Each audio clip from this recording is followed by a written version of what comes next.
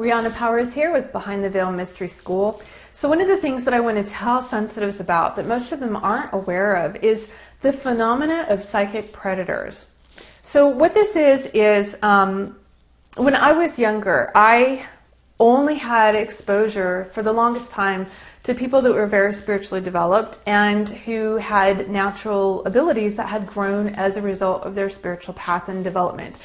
So I had assumed when I was younger that everybody who had psychic abilities must be a more evolved person and being in order to gain those abilities. This is not necessarily true. It's true in the sense that, yes, you can grow in those abilities with your own spiritual growth. But it's not true in the sense that only people with psychic abilities are all spiritually evolved. What I learned firsthand, and also from other students that I've trained over the years, is that there are people who have psychic abilities that are bad people.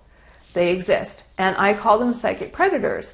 They usually use their abilities to try to manipulate people, get something from them, hurt them, control them, what have you.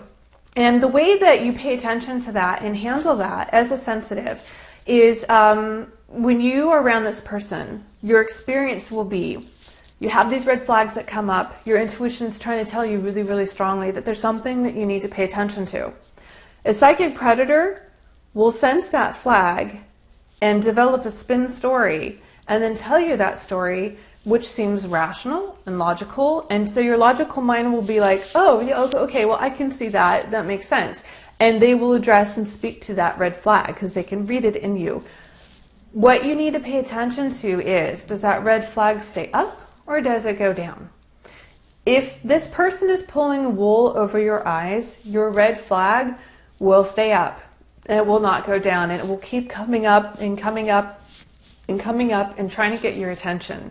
So if that happens to you, I want you to really work on trusting your own intuition above what this other person is telling you. There might be information about them that you aren't aware of yet, but your intuition is totally catching it and flagging you and trying desperately to let you know.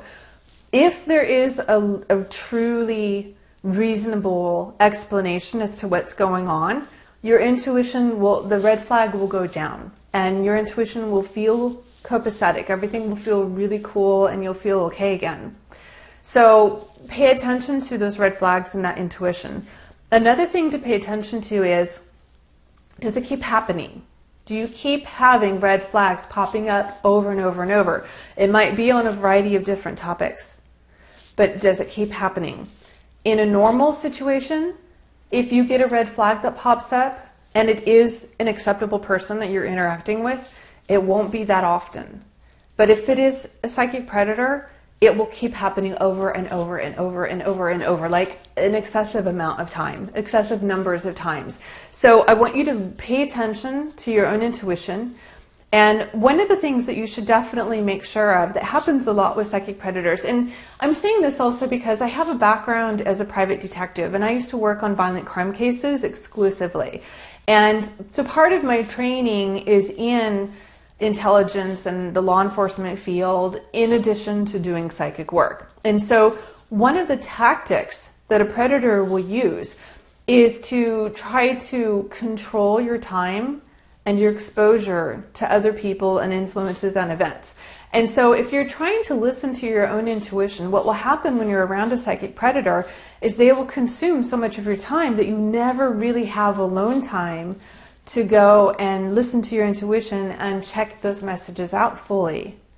And they're doing that on purpose so that you don't have that opportunity. So that's another thing that you should actually watch out for. If you are dealing with somebody like that, they're not going to let you have time to yourself so that you can check in with you. They're also not going to respect your boundaries in the same way. They're going to constantly keep redirecting you towards their own purposes.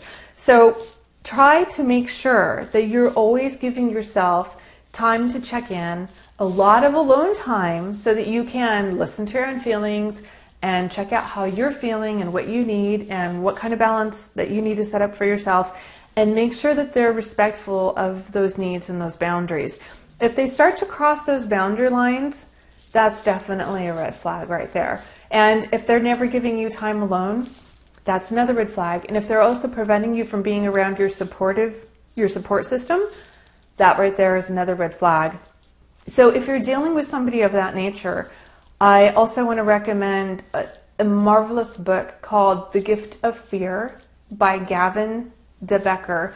He was the personal bodyguard for Elizabeth Taylor. He was also an expert witness for the O.J. Simpson trial in predictions of violence. And basically the book is about paying attention to those intuition signals and being able to act on them consciously. So you can use that. And then also I just wanted to let you know about the whole psychic predator phenomena.